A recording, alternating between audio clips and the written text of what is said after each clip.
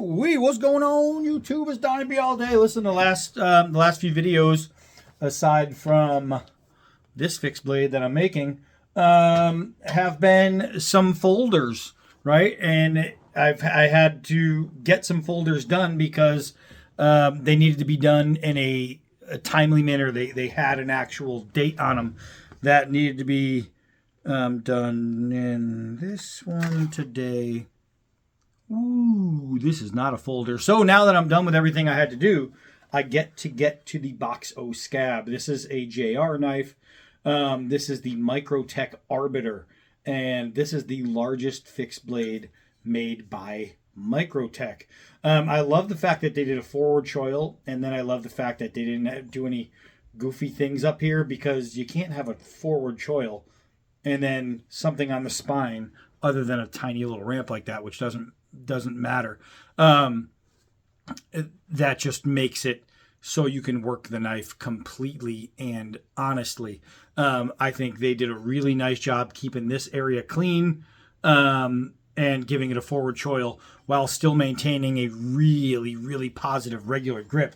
So the Arbiter, which comes with this sweet carbon fiber sheath, very, very nice, very well done, very well put together, super solid and strong. Let's go over this thing. So it is an 8 3/4 inch blade, and the blade steel, is M390. It is flat ground to a spear point with 0.20 inches of thickness and an overall length of 14.13 inches, giving a 5.37 inch grip, which is covered in G10. So, first thoughts, like my first impressions, I was kind of like, ooh, it's kind of like almost, I don't want, not fantasy so much, but it's almost like, if you look at some of those old like Frost cutlery blades, if you took this thing and gave it a slot here and a slot here and a hole here, and then the holes started getting smaller to the tip, and this was plastic instead of G10, because it's so aggressive and so funkily shaped, you might think this was one of those $20 budget blades. This thing is not. This thing is an absolute workhorse beast, nasty sumbitch. I know Scab did put a little chip or something in the edge there, and I already took this to the bench grinder and I got it out, and it is now nice and ready to go. As far as the overall function of the knife, you have pretty aggressive jimping all the way around,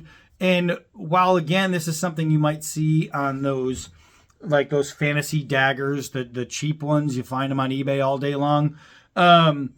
This is done really well. They are highly aggressive, but not really bothersome to the hand. They actually, in a foregrip, in your regular front grip, you don't feel powerful, hard, aggressive jimping. It actually feels pretty good. If you run your fingers like this on the scales, you feel hard, rugged, cutouts, and you're going to think, okay, that's going to be abrasive to the hand.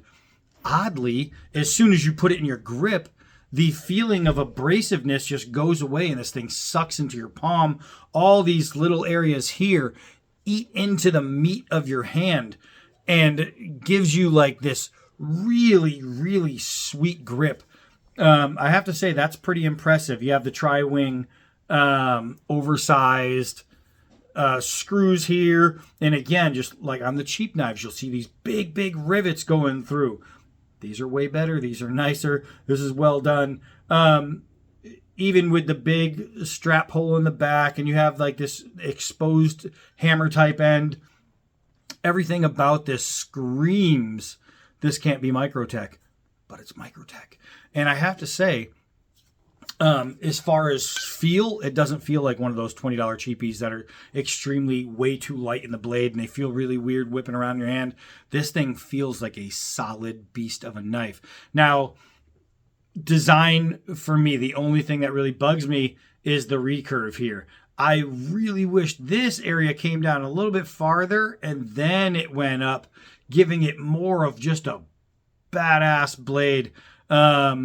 I think the recurve, while it should help with chopping, I don't know, it just takes away from the, like, if this was just right to there, you know, just a little bit more, like an eighth of an inch, I think it would have been just so, because it would have been so girthy, it would have been just ridiculous looking.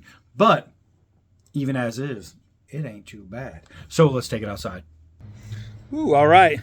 Get a good look at this sun going outside. I gotta say, it's pretty nasty. It's pretty nasty. This isn't a cheap looking blade when you get it in your hand. I mean, you could see pictures that might remind you of a cheap looking blade, but you put this thing in your hand and all that goes out the window. I mean, you can just tell the quality just exudes from this blade. Let's see. Right away, we're just gonna get into this. I had this piece of tree fell somewhere up there, landed right by the door. This could have been somebody's head, but luckily no one was under it. So I'm gonna tell you right off the bat, now I can feel these swinging that, man. I'm getting, you know, when they say hot spots, that's hot spot galore right there. It's hitting like a champ though. But man, this is something you're gonna want to wear gloves with. I'm getting in here, I'm getting up here. Like this, if I had gloves, it would be a different experience. I mean, not if I have gloves. If I was wearing gloves, this would be a different experience. But oh my gosh, it's tearing the skin. I'm already starting to blister right here. That's how fast. You can see how pink that is. How fast. I think it's this jimping. I mean, yeah, this jimping up here. I think that's what's getting it on my thumb. And I'm trying to change it to like a kukri grip, like an OK grip, to take some of the pressure off my hand. Wow. All right, so this thing, while very cool,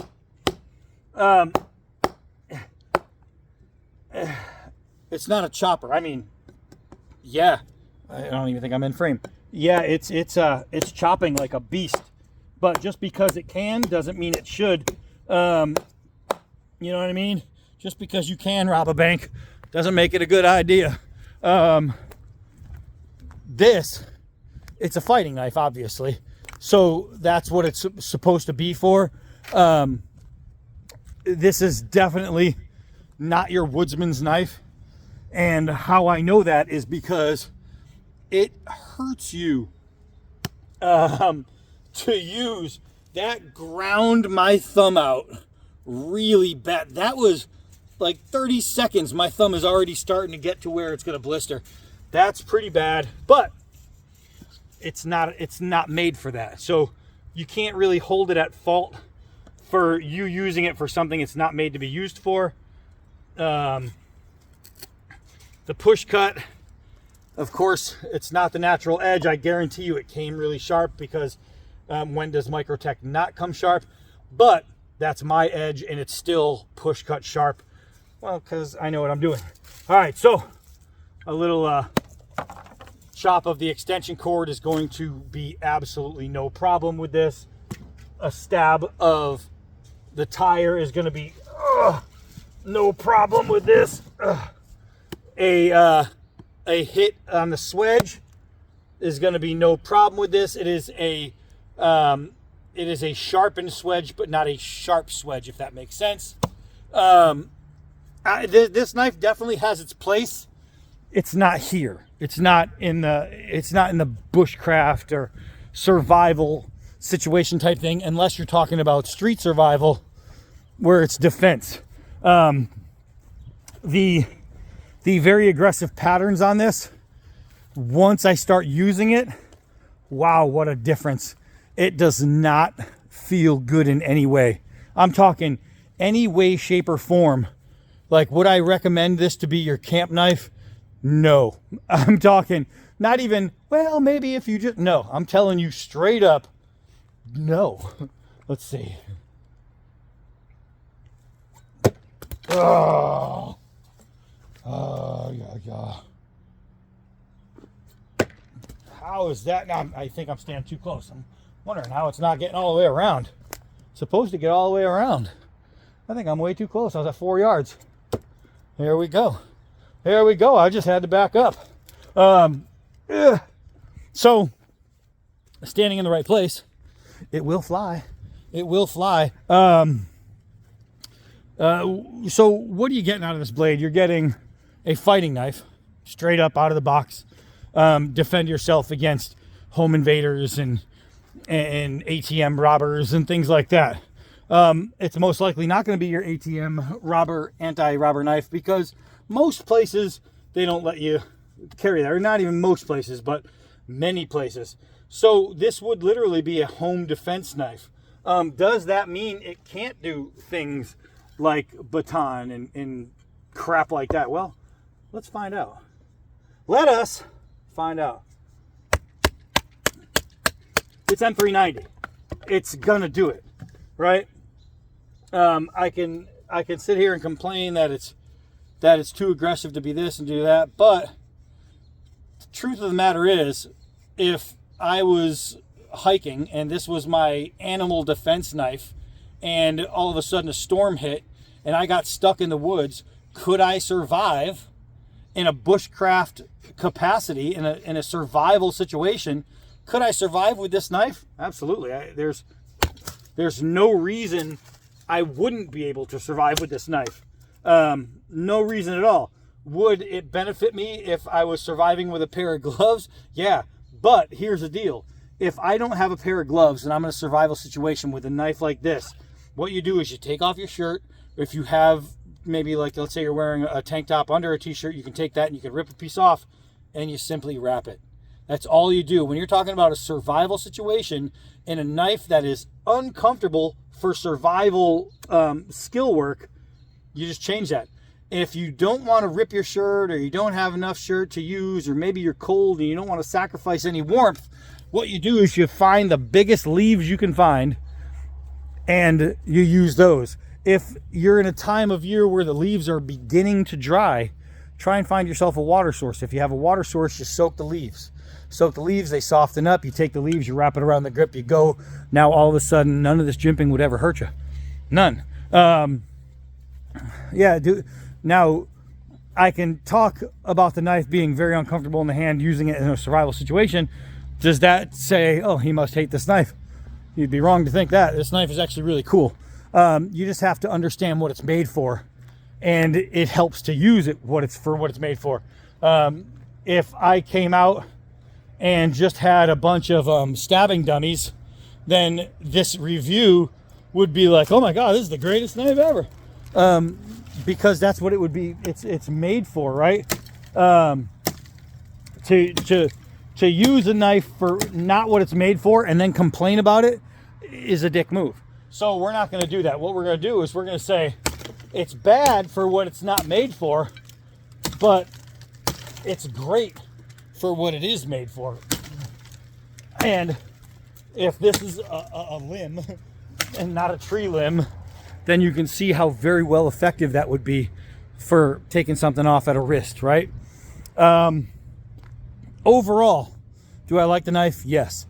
Overall, is the knife made well? Yes. Overall, is the knife made of great materials? Yes. Overall, is it made from a reputable company? Yes. Everything is really good. Overall, is it practical? I mean, I can almost guarantee you that 99.9% of you aren't out there getting into knife fights.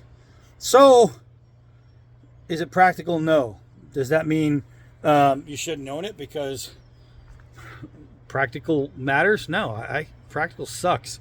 I make a lot of fighting knives, and I've had this many instances where I've needed a knife in a defensive situation. That doesn't mean I'm not going to have one. It doesn't mean I'm not going to love one or want one or carry one or design one or make one. No, they're still cool. I don't care what you say. This is just a little aggressive here and a little aggressive here.